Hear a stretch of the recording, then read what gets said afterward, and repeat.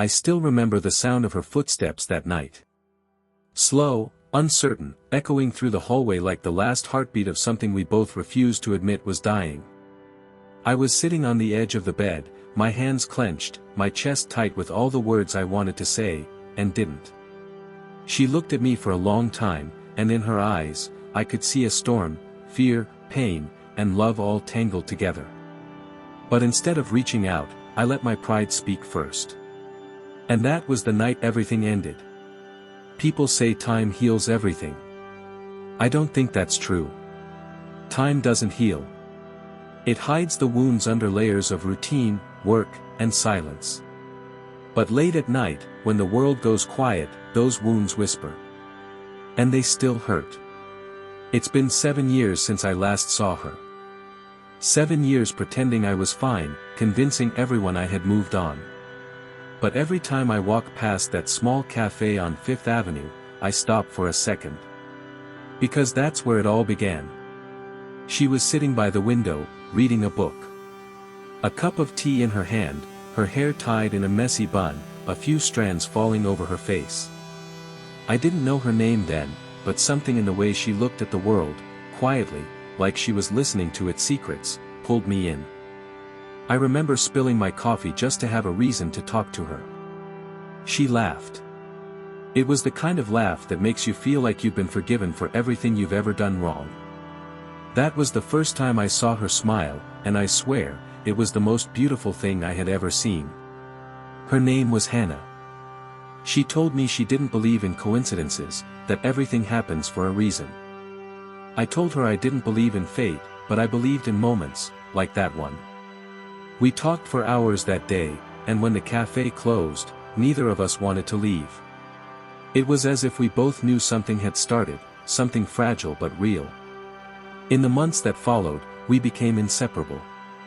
We laughed about the little things, shared our dreams, our fears, our scars. She was everything I wasn't, gentle where I was harsh, patient where I was impulsive. She believed in people, even when they didn't deserve it. And I was always afraid of losing control, of being too vulnerable. But love has a way of exposing the parts of you you'd rather keep hidden. I started getting jealous. Not of anyone in particular, but of how easily she could light up a room, how effortlessly people were drawn to her. I wanted to be the only one who could make her smile like that.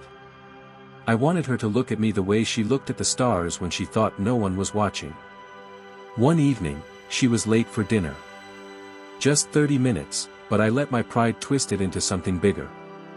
When she finally arrived, smiling and apologizing, I didn't listen. I accused her of lying, of not caring.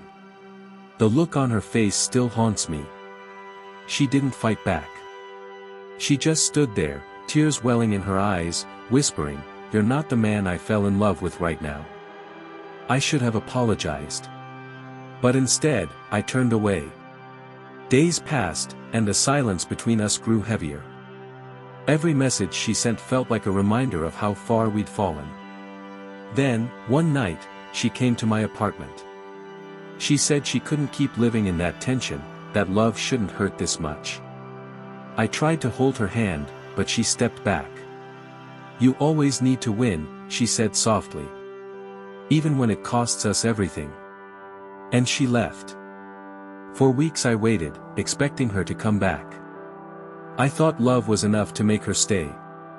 But love isn't enough when pride keeps you from saying the words that matter. Years went by. I buried myself in work, traveled, met new people. But none of it filled the emptiness she left behind. Every time someone said her name, or I saw a girl with the same hairstyle, it felt like my chest tightened all over again. I wanted to forget her. But how do you forget someone who taught you what love truly is? Then one winter morning, I got a letter. No return address, just my name written in her handwriting. Inside, a single line, "Some loves never die, they just learn to breathe differently." I didn't know what it meant. Was it her way of saying goodbye? Or was it an invitation to find her again? I didn't answer. Not because I didn't want to, but because I didn't know what to say. Months passed. Then one day, I saw her again. By pure accident, or maybe destiny playing its quiet games. I was crossing the street when I noticed a woman helping an old man pick up his groceries. Her movements, her smile, it was her. My heart stopped. She looked older, her hair shorter, but the warmth was the same. I wanted to run to her, to say her name. But my feet froze. I didn't deserve to speak it. So I just stood there, watching her from across the street, until the light changed and she disappeared into the crowd. That night, I couldn't sleep. I kept thinking about the years we lost, about all the things I should have said. And I realized something painful: sometimes we choose pride not because we don't love someone, but because we're terrified of what loving them will reveal about ourselves. The next morning, I went back to that cafe. The same one where we met. It looked almost the same, except for a few new pictures on the wall. I sat at the same table and ordered her favorite tea. For a moment, I imagined she was sitting across from me, smiling. Then I saw something on the notice board, a charity event flyer with her name at the bottom. She was organizing it. My hands trembled. Maybe fate wasn't done with us after all. I went to the event that weekend. My heart raced the whole time, scanning the crowd, searching for her. When I finally saw her, she was talking to a group of volunteers, her eyes full of the same light I'd fallen in love with years ago. For a moment, I just watched. The world around me faded. It was like time folded back, and I was standing in that cafe again, a young man too afraid to speak.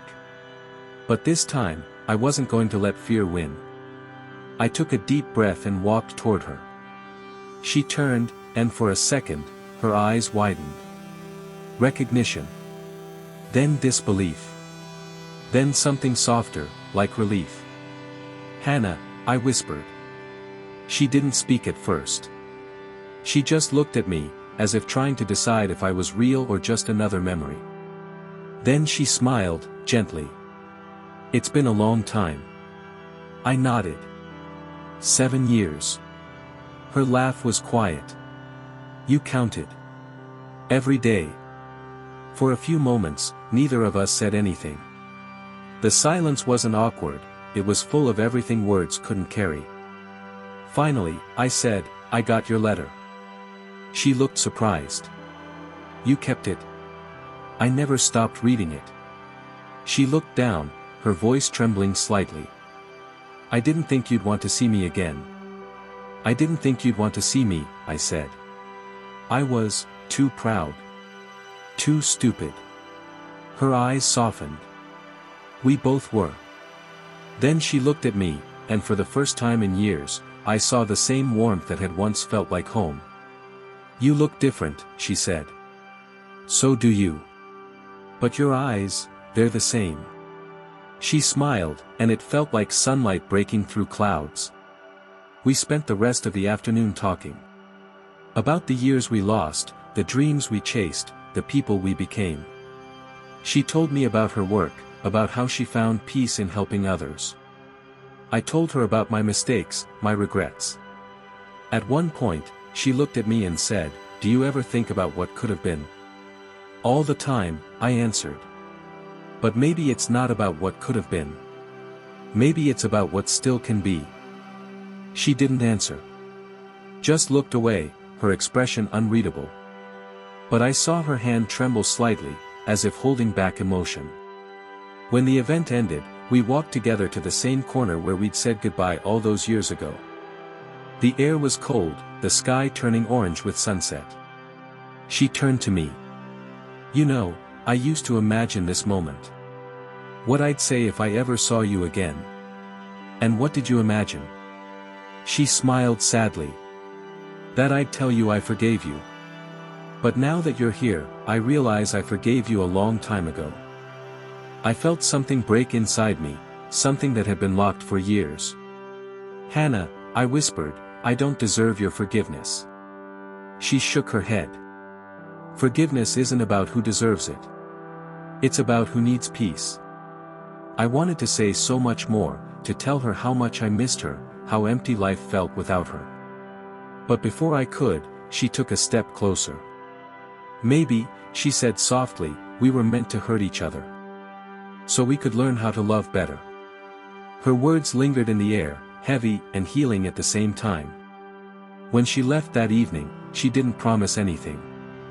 No second chances, no dramatic confessions. Just a quiet smile and a look that said, maybe someday. And for the first time in years, that was enough.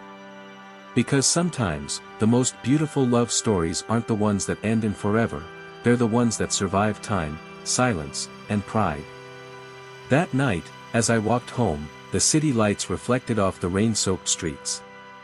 I felt something I hadn't felt in years, peace. Maybe forgiveness isn't something we give to others.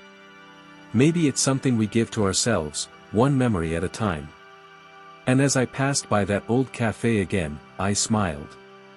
Because somewhere between pride and forgiveness, our love never really died. The next morning, I woke up earlier than usual. The city was still half asleep, the streets empty, and the sky painted in soft shades of gray. But inside me, something had shifted. For years, I'd been living like a man chasing shadows. Yet now, after just a few hours in her presence, I felt alive again. It terrified me. I wanted to see her again, but I didn't want to scare her away.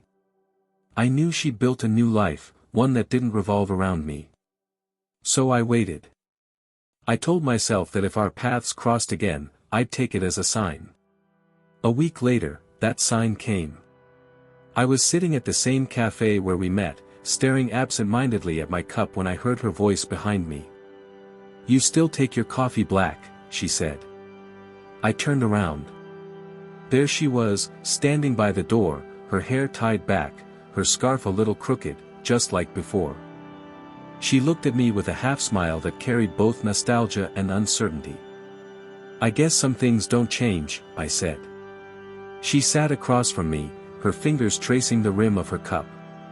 "And some things do," she whispered. We didn't talk about the past right away. Instead, we spoke about small things, books, the weather, how the city seemed different now. But underneath every word was a current of memories, pulling us closer. Then, out of nowhere, she asked, "Why didn't you come after me back then?" I froze. My throat tightened. Because I was stupid. Because I thought you'd come back first. Because I was too proud to admit I was wrong. She nodded slowly, her eyes fixed on mine. "You know what I remember most about that night? Not the argument. Not the things we said. But the silence after. The way we both stood there, waiting for the other to take a step forward. And neither of us did." Her words hit me like a mirror I'd avoided looking into for years. "I wanted to," I said softly. "Every part of me wanted to run after you. But something in me kept whispering that if I did, it meant I'd lost." "And did you?" she asked. I looked down at my hands. "Yes. I lost everything." She sighed, leaning back. "We were young. We thought love was about being right. Now I know it's about being kind," I said. Her eyes met mine again, and there was a silence that said more than words ever could. For the first time in years, it didn't feel heavy. It felt peaceful. We started meeting more often after that. Sometimes for coffee, sometimes just to walk through the park. We never talked about getting back together. It wasn't about that. It was about rediscovering the parts of ourselves that had once existed only in each other's presence. There was something healing in those moments, two people who had been broken by pride slowly learning to speak the same language again. One afternoon, as we walked by the river, she stopped suddenly and looked out at the water. "Do you ever wonder," she asked, "what would have happened if we hadn't let pride get in the way?" "All the time," I replied. "But then I think, maybe we needed to lose each other to understand what love really means." She smiled faintly. "Maybe." A breeze blew her hair across her face, and instinctively, I reached out to tuck it behind her ear. She didn't pull away. For a moment, it was like time itself had stopped, like the universe was holding its breath. Then she whispered, "I missed this." "So did I said. But then she stepped back, her eyes clouded with hesitation. "I don't want to make the same mistakes again." "Neither do I said. "That's why this time, we take it slow. No expectations. No promises. Just presence." She looked at me for a long moment, and then she nodded. From that day on, our meetings became a quiet ritual. Some days we talked for hours, other days we barely spoke at all. Sometimes we just sat in silence, watching the rain fall or the world move by, and somehow, that was enough. But love has a strange way of testing you when you least expect it. One evening, as we were leaving the cafe, a man approached her. He was tall, confident, the kind of person who looked like he had everything under control. She introduced him as Daniel, her colleague from the foundation she worked for. He shook my hand politely, but there was something in his eyes. Something that made my stomach twist. After he left, I tried to act normal, but I couldn't. Old habits die hard. Jealousy crept in, uninvited. "Who is he?" I asked. She raised an eyebrow. "A friend." "Why?" "Just asking." She sighed. "You haven't changed as much as you think." Her words cut deeper than I wanted to admit. I hated that part of me, the part that wanted to possess her, to make sure no one else could take my place. That night, I couldn't sleep. I kept replaying every detail in my head, every smile she'd given him, every word she'd said. The next day, I avoided her calls. 2 days turned into a week. I was slipping back into old patterns, and I hated myself for it. Then one evening, I found a note slipped under my door. Her handwriting again. "If you still think love is about winning, then you haven't learned anything." It hit me like lightning. I went to her apartment immediately. She opened the door, surprised but calm. "You got my note," she said. "I did," I whispered. "And you're right." She crossed her arms. "Then why are you here?" "Because I don't want to lose you again. Not because of my pride. Not because I'm scared." She looked at me for a long time, then stepped aside. "Come in." Inside, everything felt familiar, the smell of lavender, the soft light from her lamp, the quiet. I stood there, unsure of what to say. Finally, she spoke. "You can't keep apologizing for who you were. You just have to be better now." "I'm trying," I said. "Every day." She walked closer, stopping just a few inches from me. "Then prove it." I looked into her eyes, and for the first time, I didn't see the girl I lost. I saw the woman who had survived without me, stronger, wiser, but still the same soul I fell in love with. I realized then that forgiveness wasn't about erasing the past. It was about accepting that it happened, and choosing to love anyway. I took her hand. "I don't want to own your heart," I said. "I just want to deserve to stand next to it." Her lips trembled, and then she smiled. "Maybe this time, we'll get it right. We didn't rush anything. We didn't need to. We rebuilt our connection slowly, like people restoring a fragile painting, one careful brushstroke at a time. And in that process, we found something deeper than love. We found peace." Months passed. We traveled together, laughed again, and allowed ourselves to dream carefully, like two people who'd already lost everything once and knew how precious it was to have another chance. But love, even when healed, still carries scars. One morning, she received a call. It was from her hospital. She had been diagnosed with a heart condition. It wasn't critical yet, but it could become dangerous. I remember her trying to downplay it, smiling as if it were nothing. But I could see the fear behind her eyes. I stayed by her side through every appointment, every sleepless night. Sometimes she'd wake up and find me sitting quietly by her bed, holding her hand. "You don't have to do this," she'd whisper. And I'd say, "I already left once. I'm not leaving again." Her illness changed everything. It stripped away all the noise, all the games we used to play. Suddenly, every moment mattered. Every word felt heavier, every smile more fragile. There were nights when she'd fall asleep in my arms, and I'd listen to her heartbeat, slow, steady, fragile, and think about how once I almost lost her forever because I was too proud to say I loved her enough. Now, I said it every day. "I love you, Hannah." And she'd smile, tired but happy. "I know. But time, cruel as it is, doesn't wait for anyone." Her condition worsened faster than expected. She had to stay in the hospital for weeks. I brought her books, flowers, anything to make the room feel less like a cage. We talked about everything, our childhood dreams, our fears, the things we never got to do. One evening, as the sun dipped below the horizon, she looked at me and said, "Do you ever think about what comes after?" I frowned. "After what?"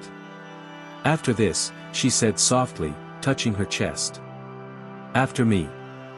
I shook my head. "Don't say that." She smiled weakly. "Promise me something.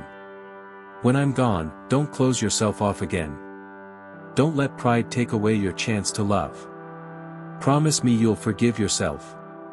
Tears burned my eyes. "Don't talk like that. You're not going anywhere." But she just smiled, as if she already knew something I didn't. The next morning, she was gone. No warnings, no last words. Just silence. The kind of silence that feels like the world itself has stopped breathing. For days, I couldn't move. Couldn't speak. The apartment felt like a museum of her scarf on the chair, her books on the shelf, her handwriting on a note that said, "Love doesn't die. It just changes form." Weeks passed before I could go back to the cafe. When I did, I sat at our old table and ordered her favorite tea. The same one she always said tasted like comfort. I looked at the empty chair across from me and whispered, "You were right. Some loves never die." I started writing after that. Letters I'd never send, stories I'd never publish. Just words, trying to capture the pieces of her that still lived in me. And somehow, it helped. Because in every story, every sentence, I found her again. Years went by. The pain softened, but it never disappeared. I learned to live with it, like an old scar that aches when it rains. I built a life around the lessons she left me, to love without fear, to speak before silence builds walls, to forgive before pride destroys everything. One spring morning, I returned to the river where we used to walk. The cherry blossoms were falling, their petals floating across the water like soft confessions. I closed my eyes and let the wind brush against my face. And for a moment, I could almost feel her hand in mine. I smiled. Between pride and forgiveness, I whispered, "You taught me everything. If love is a language, then forgiveness is the breath that keeps it alive." I once believed love was about holding on, but now I know it's about letting go, gently, without bitterness, without regret. She's gone, but she never really left. She lives in the quiet moments, in the laughter of strangers, in the warmth of sunlight after the rain. Between pride and forgiveness, I found the truth she always knew: love doesn't end when someone leaves, it ends only when we stop feeling it. And as long as my heart beats, hers will too. Forever.